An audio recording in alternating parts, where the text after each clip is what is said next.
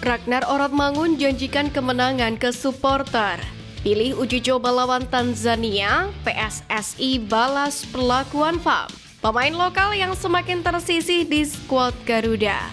Simak informasi selengkapnya sebagai berikut.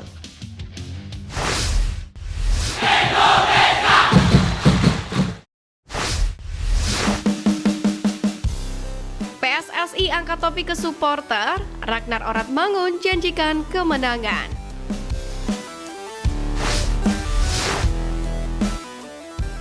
Antusiasme luar biasa supporter Indonesia membuat pemain keturunan terbaru yang memperkuat Garuda, Ragnar Oratmangun takjub. Hal itu tak terlepas dari tiket laga Indonesia dalam lanjutan kualifikasi Piala Dunia 2026 sudah terjual 50.000 lembar dalam waktu kurang dari 12 jam. Padahal harga tiket tersebut melonjak 2 kali lipat dibandingkan saat laga timnas melawan Vietnam pada 21 Maret lalu.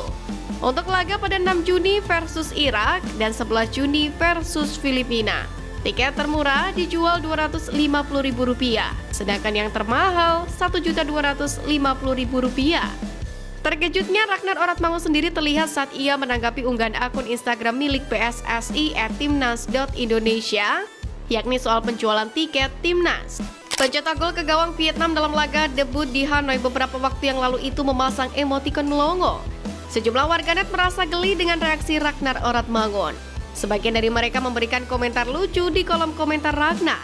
Kendati demikian, Ragnar sendiri menegaskan ingin memberikan seluruh kemampuannya demi meraih kemenangan di laga kontra Irak.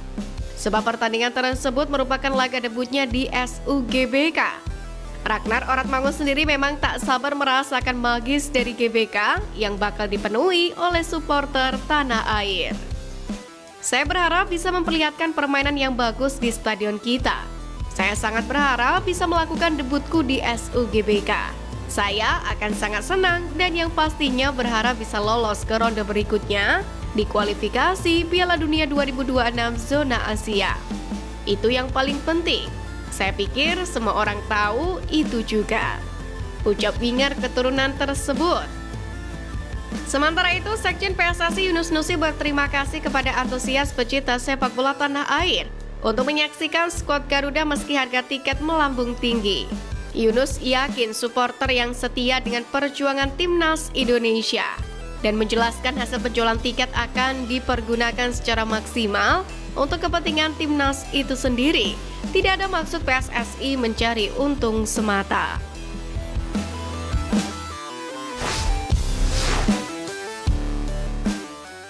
Pemain lokal yang semakin tersisih di skuad Garuda. Pertama, Fahrudin Arianto. Bek asal Klaten, Jawa Tengah itu harus rela kehilangan tempatnya di jantung pertahanan timnas Indonesia. Fahrudin Arianto sempat menjadi andalan Sintayong di awal kepelatihannya bersama skuad Garuda. Bek Madura United tersebut bahkan dipercaya sebagai kapten tim. Namun kehadiran bek-bek keturunan seperti Jordi Amat, Jesus dan Justin Hubner menjadi penyebab utama terpinggirnya Fahrudin.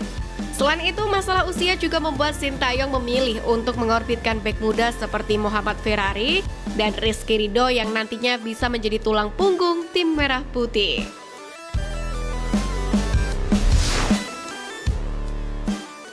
Kedua, Sadil Ramdhani. Nasib serupa juga dialami oleh Sadil Ramdhani. Pemain sayap lincah ini pernah menjadi salah satu andalan Sintayong di lini depan timnas Indonesia. Akan tetapi momen terakhir Sadil membela timnas terjadi pada uji coba melawan Libya di Januari 2024 lalu. Kehadiran pemain keturunan seperti Ragnar Oratmangun dan Rafael Struijk membuatnya harus merelakan posisinya di skuad merah putih. Secara kualitas, jadinya Sadil Ramdhani masih layak bersaing. Namun disinyalir ada faktor lain yang membuat Sadil kesulitan untuk menembus skuad utama asuhan Sintayong ini. Ketiga, Nadeo Argawinata.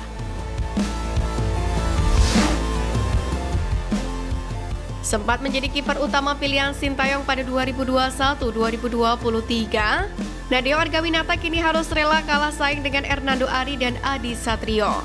Kiper Borneo FC ini semakin kalah saing karena kabarnya Martin Paes masih berpotensi untuk bisa dipanggil melawan Irak dan Filipina. Kendari demikian, Nadeo sendiri sempat terkena kontroversi lantaran memilih mengutamakan klubnya.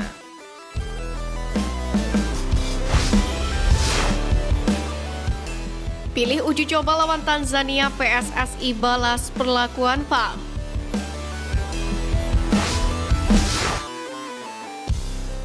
Kabar menarik datang dari PSSI yang akhirnya memilih Tanzania sebagai lawan uji coba skuad Garuda jelang menghadapi Irak dan Filipina di laga pamungkas putaran kedua kualifikasi Piala Dunia 2026.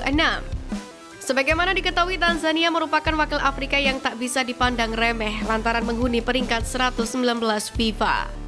Keputusan PSSI memilih Tanzania sekaligus memupus mimpi Federasi Sepak Bola Malaysia yang tak sabar uji coba menghadapi skuad Garuda.